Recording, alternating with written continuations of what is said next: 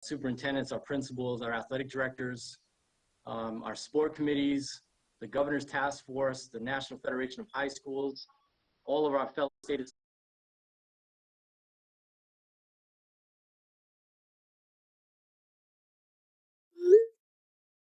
worldwide pandemic.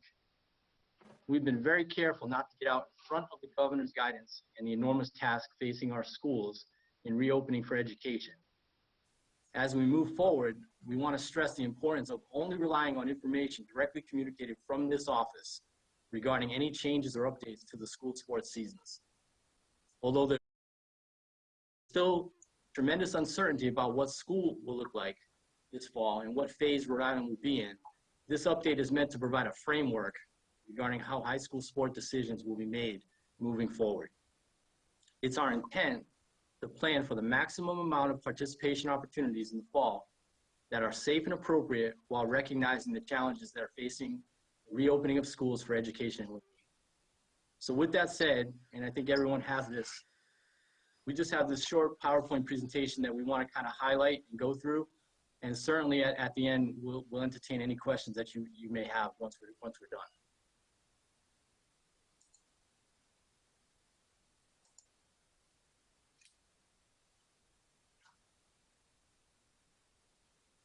One second, I just gotta share my screen.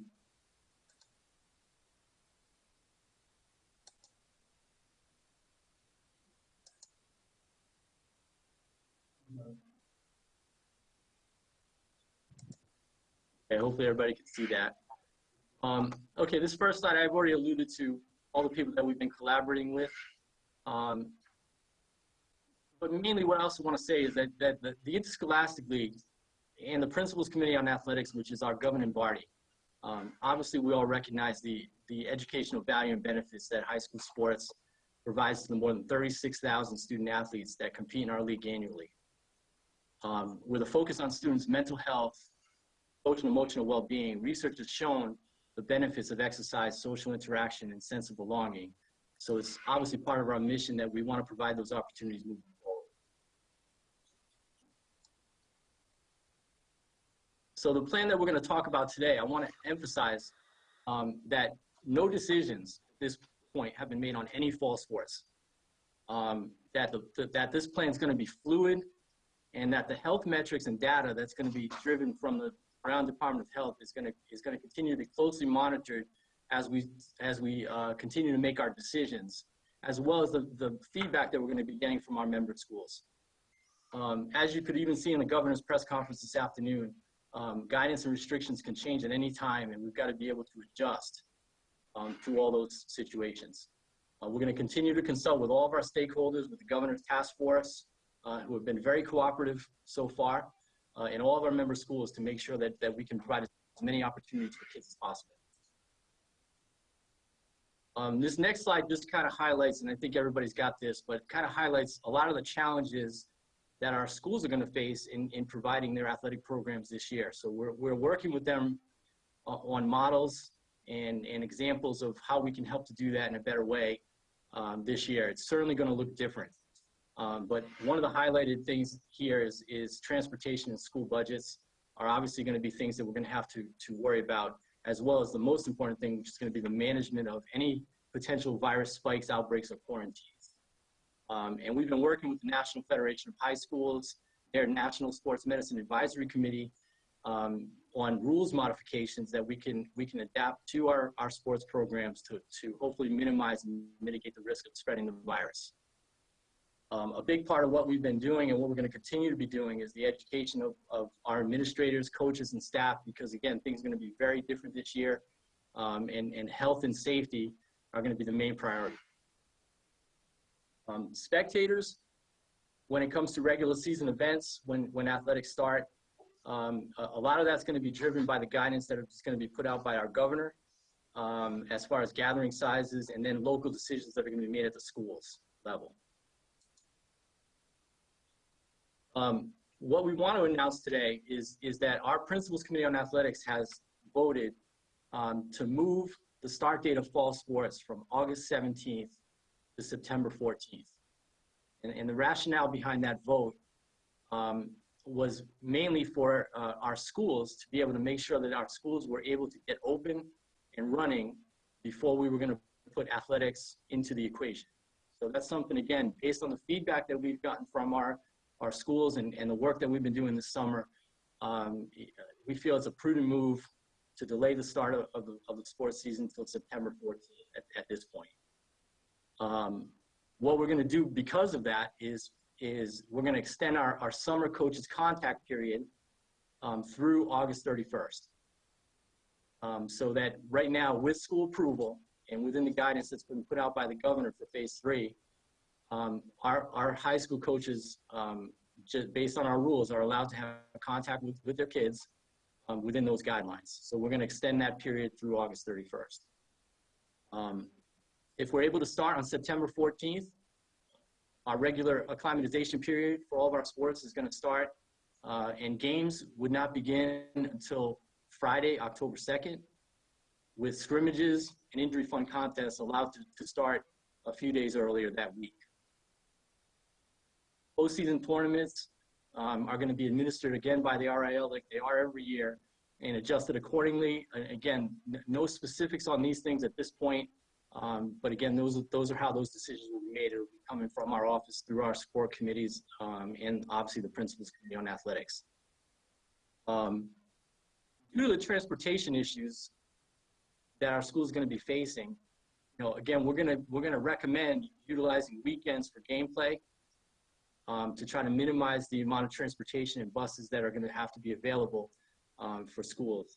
That does not mean that all games will be on the weekend.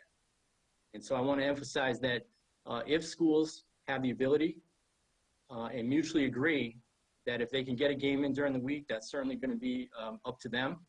But again, we're going to try to reschedule our fall events accordingly and try to maximize participation on the weekends.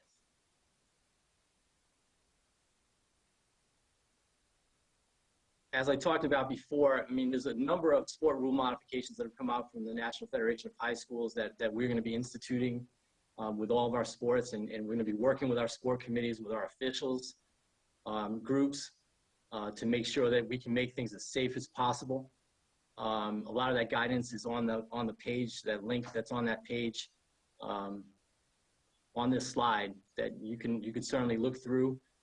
As we move through the process and as we look to start sports, we could certainly be adding more restrictions, more safety guidelines to those equations to try to, again, make things as safe as possible for everyone. As we talked about, we're going to be encouraging all of our coaches, our athletic directors, our staffs to take the National Federation online course, which is called COVID-19 for Coaches and Administrators. It's a great course put out on NFHS Learn, which is going to allow our coaches to get a good background, much like they take concussion courses and other courses that we mandate. We're going to utilize that as a learning tool as people prepare for the season. Each school right now, when they're talking about the reopening of education, has got to go through plans to institute for checking symptoms for any in-school learning. So again, the athletic programs are going to have to be connected with that, and we're going to work with them to make sure that all those safety procedures are put in place before we start any kind of sport participation. And again, throughout the rest of the summer, we're going to continue guidance and support for our schools in many different ways, through coaches meetings, through education, and other media platforms. Again, this is a fluid thing. We have been very happy with the collaboration that we've been able to have with our superintendents, with our principals, with all of our stakeholders that have the best interest of our students in mind. So, we're confident that we're going to be able to provide a great experience for our kids this year, and again, be ready to adjust to whatever happens as we go. So as far as our return to athletics model, we can only go by where we are as of this date. And again, no decision, I want to emphasize again, there's no decisions have been made on any fall sports at this point as far as what we're going to be offering. But as of today, the phase 3 guidelines put out by the governor would only allow team competition as far as the sports that we offer in boys cross country, girls tennis, and game day cheer, which is sideline cheer. It's not competitive cheer. So if the season were to start today, these are the only sports that we would currently be able to offer. So all other fall sports at this point would not be allowed for team competition at this point. So what's our goal? Our goal and our intention, as it is every year, is to provide every student athlete the opportunity to participate in their chosen sport during this school year. Obviously, with all the challenges that we're facing, it's not going to look traditional, but we're going to do everything in our power to provide those offerings to our schools, and most importantly, to each student athlete. So the goal of this, again, is the framework that we're trying to put in place that's going to be flexible, so that as we go, we can make decisions that are in the best interest of everyone, with the goal in mind of providing every student with the opportunity to participate in their sport. So as far as the calendar is concerned, again, if all fall sports, or if all fall sports were able to go, then we would not need this model. But as of right now, if there's any offering in the fall that we cannot provide, we are going to be looking to go to this model here, which is really becomes a 4-season model. So what we would try to do is provide all fall sports that are within the governor's guidelines to begin on September 14th. And that would be our season 1. Our season 2 would be our traditional winter sports, with a start date to be determined. Again, as we go, we're going to make decisions based on where we're at in the process. Season 3 would be any fall sports that we're not able to begin on September 14th. And then a season 4, our traditional spring sports.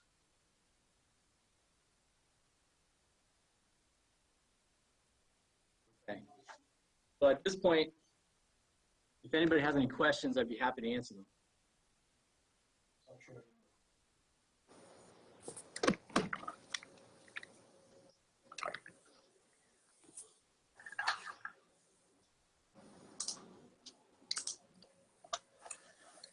Hey, Mike, it's Will Gagan. How are you? I will. So sort of a general question, in the spring, the principals committee said, part of the reason for the cancellation was that if school wasn't, in-person classes weren't happening, then there wouldn't be sports. What's the situation with that sort of concept now? Well, back in the spring, I think things were, even though there was a very disappointing decision that we had to make on behalf of our kids, the decisions that were made back in the spring were a lot easier to make because it kind of affected every single kid across the country and every state. And even though education continued, sports were not allowed. At this point, the difference is that sports are allowed at this point. Based on the governor's guidance. So again, the ultimate decision will rest with our member schools, and what sports they will support. But what we're trying to do is put together a plan that can fit any model that's out there as far as education. So if it's in-person learning completely, this model will fit. If it's hybrid, this model would fit. And if it's total distance learning, then also that would fit. But again, those decisions would be made by our schools, not by us. Thanks, Mike. There's some colleges conferences out there that have already come out and have canceled fall sports altogether. I guess why kind of jump through the hurdles now with this plan as opposed to maybe following their lead and just saying, hey, let's kind of just push fall sports back to the spring, just to play it safe. Yeah, great question, and I'm glad you brought that up. Yeah, a lot of the colleges have canceled, and although we are monitoring all those situations, and I think you can tell by the conversations that are going on across the country when it comes to high school sports, is that it's really a different animal at the high school level, because we can do things more regionally, and we can control and manage things a little bit better than a college would as far as travel concerns and considerations that they have to deal with. So although we're certainly monitoring those things and having conversations at that level. We're focusing on how it could impact kids at our level. Hey, Mike. Yep. Mike, joke out of here. I had a couple questions just to follow up. So say there is just virtual learning. You guys would still try to do sports somehow? That, again, those would be questions. Yes, that we would try to put a model together for our schools to offer to our schools. But again, those are things we're going to work through with them as far as what school is learning. I think one of the things I want to make sure I emphasize is that to date, our schools really don't know what school is going to look like yet. I mean, they've submitted all their plans, but they haven't heard back on exactly what it's going to look like, and it could look differently across our state. It's not going to be one cookie cutter approach to the educational model. So we're part of schools and we're part of education. So I think what we want to say is that once schools know what school looks like, I think they're going to look at that and say, okay, now how can athletics be a part of that equation? In a follow-up, you mentioned that all the coaches are going to go through like protocols and stuff. Will there be any testing for student athletes on a regular basis or for the beginning of the season, or how will that work? We're not ready to release that yet, Joe, but those are the things that we're working on right now. And again, all of these things kind of lead to all the decision making that we're getting moving forward. But at a minimum, there would have to be symptom checking every day. And finally, you mentioned, obviously you guys are probably working very closely with the governor's office. Is this one of those things where it's just based on her guidance at that specific time when you guys are ready to go on that date? Well, over the past couple of weeks, we've been really trying to get feedback from our superintendents, our schools, as to where they're at. And we're also providing information to the governor's office, to the governor's task force, with regards to, the sport rule modifications that we can use to make things safer. So again, not being able to know exactly where we're going to be in a month, we're just trying to position ourselves to try to put plans together that can make things as safe as possible, and then work with the governor's office to see if they will work within those guidelines.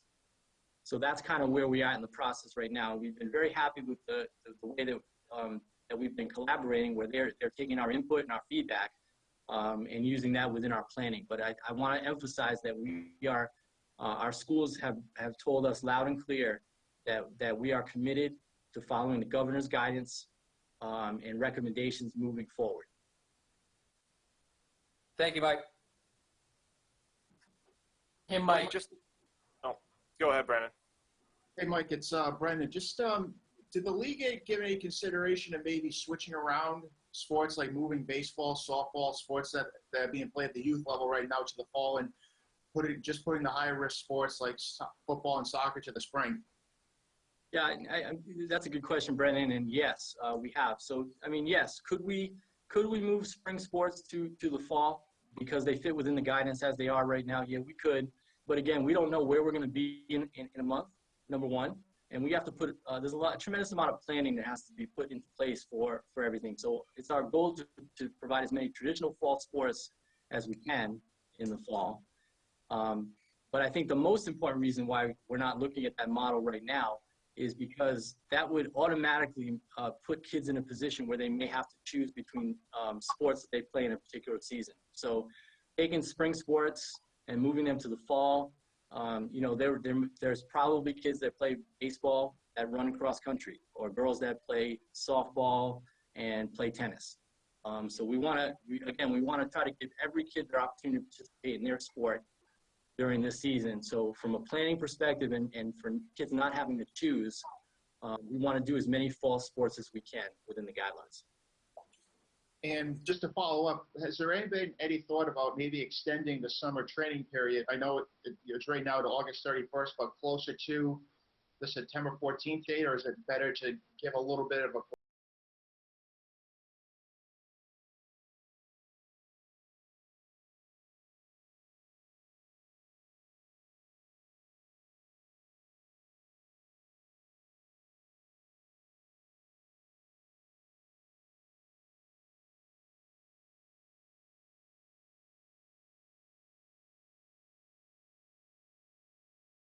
potentially be looking at models where we allow or relax some of our out-of-season coaching rules, depending on where we're at.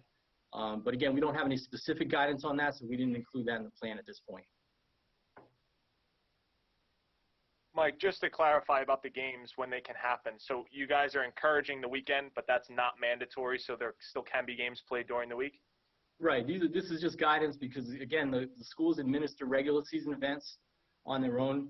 We don't schedule them. We give them a schedule, but then they move them around based on their own needs, their own facilities, and whatever else is going on. So again, if there's two schools, let's say they're next to each other, and they have an ability or they have lights where they can get to a game later on where there's a bus available, then we're certainly not going to discourage that because we want to maximize our participation. But from what we've been hearing about the challenges that schools are going to have with transportation, we felt that putting together this model would be the best way for a recommendation to go forward for them to kind of wrap their head around their planning. Mike, it came out about the two student athletes from Westerly. Are those the only two so far with the summer conditioning programs with football that have tested positive? And is that a concern to you guys, obviously? Absolutely, and that goes to the ever-changing landscape that we're dealing with. So, yeah, to our knowledge, those are the only two that we've seen out there. But obviously, there's a lot of other youth sports going on out there in the state as well. So, you know, we don't have all of that information at this point, but we'll certainly be using that as part of our plan and moving forward. Hey, Mike, it's with it all these decisions being made to see like this by the schools. If a student is to opt out from in classroom learning, would they still be eligible to play sports? Again, those would be individual school decisions. By our rules, I mean, we have homeschooled kids. We have rules that center around homeschooled kids that allow participation opportunities there. So our principal committee could certainly look at making a rule change in that. But from my perspective at this point, those would all be local school decisions. And is there a plan in place if an athlete does test positive in season? Would that be what would the protocol be for that? Would that be the end of the season for the kid? Would that be the end of it for the team? Well, just like they would be during school time, if there was a test positive, there would be an isolation, obviously, situation that would go on. And then at that point, the Department of Health and the CDC guidelines would kick in, and our schools would be mandated to follow those things. But obviously, a kid would not be cleared to return to play until all of those hurdles are reached. Matt, this is Keith Kimberlin at the Westerly Sun. Is September 14th the latest that the Part 2 sports could start? If, for example, the governor said we're going to phase 4 September 24th or September 28th, could those Part 2 sports start that late, or is September 14th the latest that they could start and get in the season and everything you wanted to accomplish? Yeah, Keith, it'd be hard to determine that at this point. So again, we're basing our plans based on what's in front of us right now. I know that happened in Massachusetts, where they put a plan to delay the start of fall sports, and then school ended up starting later. So again, those are all things that we'll have to work through with our schools as we go, and then we'll cross that bridge when we get there.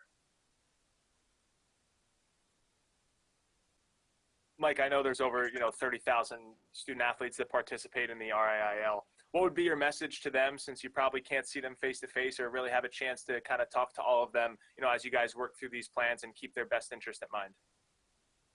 Thank you, Maury.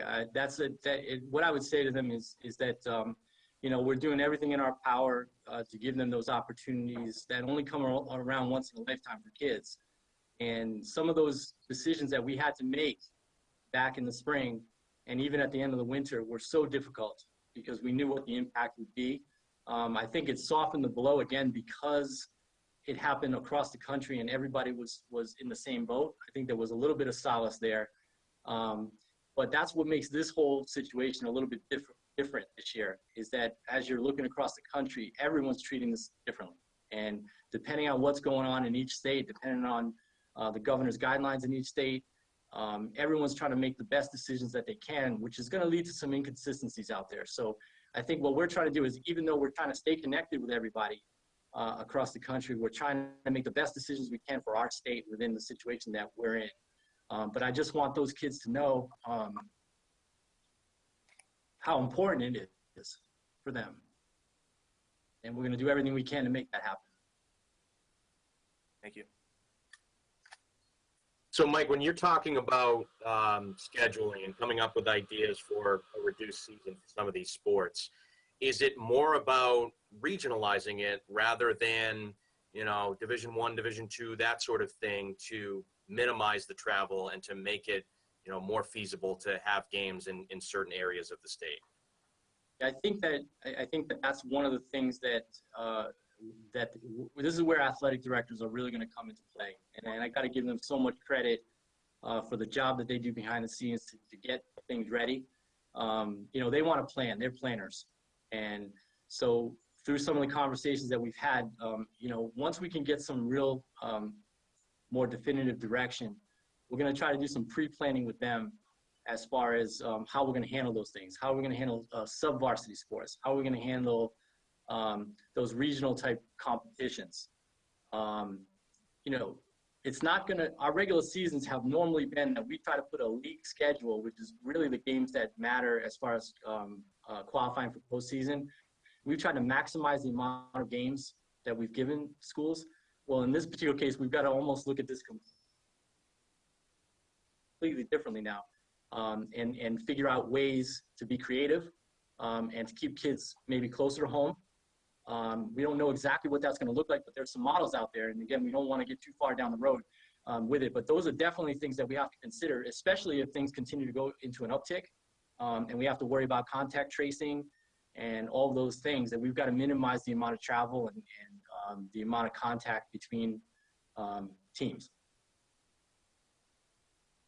And Mike, with this floating, fourth season with, the second part of fall sports there, potentially you could have sports like football and field hockey in the spring. It just allows for that kind of flexibility, correct?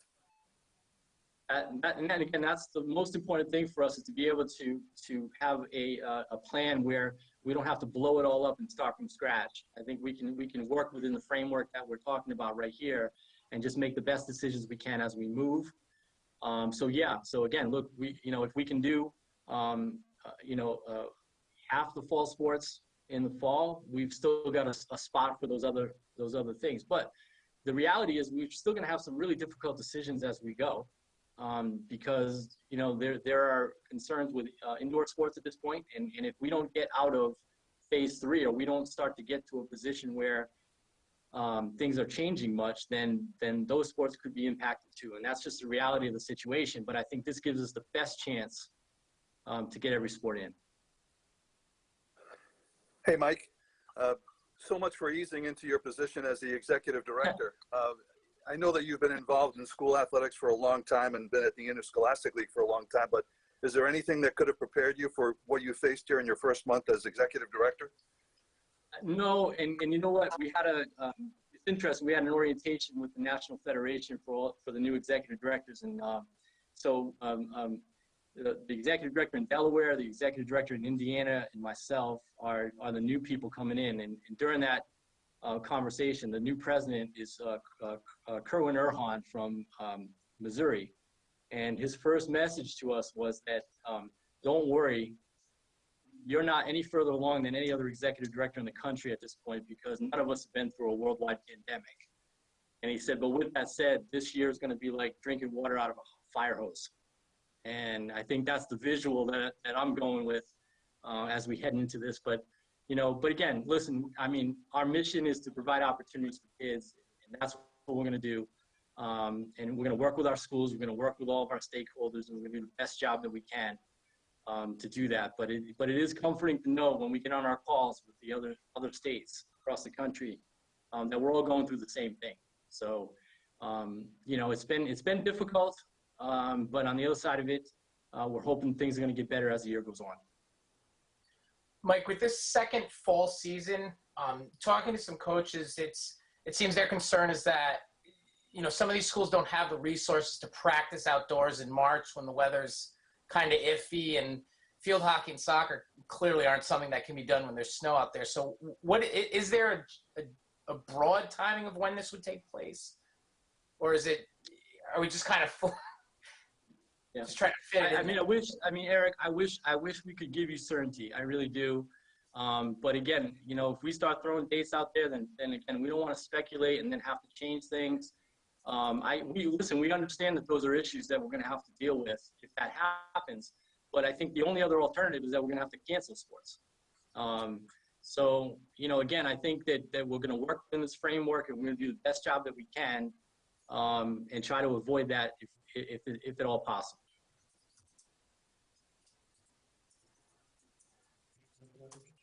And then just for clarity with the football, the second fall sports, they're not gonna be allowed to practice once we hit that September 14th date, correct? Or the August 1st date, right? Or 31st? That's uncertain at this point. Okay. Thank you, Mike. Mike, can we expect to get an update, whether it's the 18th, 19th, 20th, once schools have their, firm set schedule then, and you guys make your decision, then can we kind of reconvene and do this again? Absolutely. Yeah, that's our plan. And again, I think once we know that, I think that also gives us a little more time to work with the governor's office on the sport rules modifications that we have in place, to hopefully see if we can figure out if we're moving beyond those phase 3 guidelines. But I think one thing that the governor mentioned back in the early part of July when she announced youth sports guidance, that school sports guidance was going to come out later in the summer. So, we're working on that timeline. But again, we can't get out ahead of what schools are doing. So once we know that, hopefully we're going to be able to have a little more certainty until then. And until that point, is there really anything you and your staff can do, or is it just really just the wait and see game? Well, I think one of the things that we can do is we can plan for fall sports because we don't know which ones we're going to be able to offer. So I think that's what we're going to do from a pre-planning standpoint, is work with our schools and our athletic directors to put those plans in place. And if we get the green light, go ahead with them, then we're ready to go. So again, at this point, between now and the end of August, that contact with our coaches and kids can still happen. And that's needed because obviously these kids have been shut in for such a long time that I want to emphasize that what a great job many of our coaches did.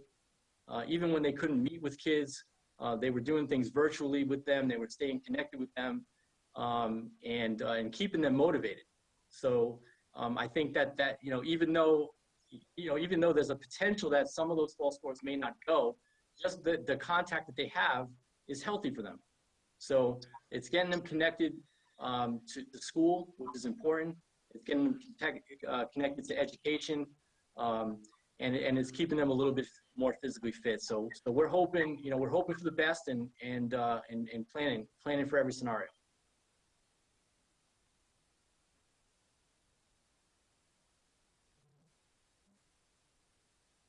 All right. Anything else? Thank you for your time, Mike.